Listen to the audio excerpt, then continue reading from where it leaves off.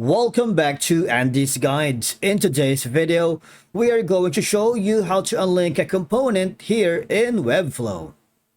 Let's begin. Now, the first thing that you need to do is to log in using your credentials. If this is your first time in the Webflow, I need you to click the sign up option. And from there, just follow the on-screen instructions and you're good to go.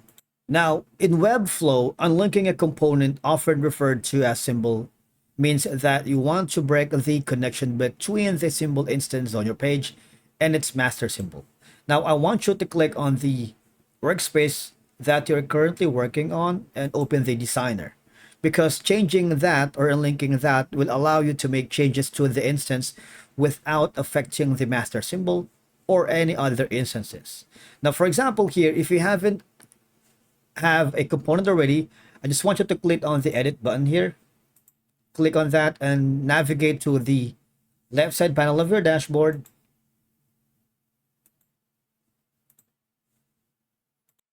And go to this section that says component. All right. So if you haven't already,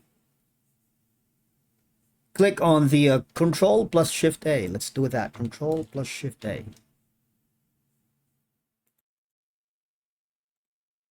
Now I'm going to name it as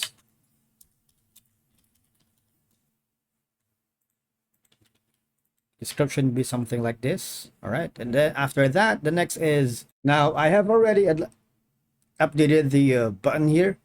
That's going to be the unlink component. And this is going to be my button for Andy's Guides instance. All right. Now here, this is going to be the Andy Guides instances.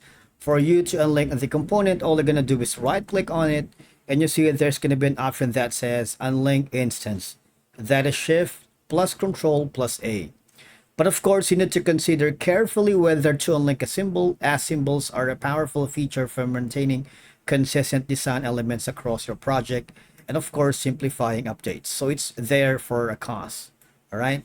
Now, once a symbol instance is unlinked, you cannot automatically revert it to its original symbol state. So you have to be aware of it. You would need to recreate the symbol if you want to reuse it as a symbol again. Of course, all you're going to do is, once you've done this, go to the components and of course, put that again on the button. All right. And of course, by following all of these steps, you can effectively manage your symbols and the instances, ensuring that your Webflow project remains organized and easy to update. And that's it for today's video. Thank you so much for watching. We will see you again in the next one.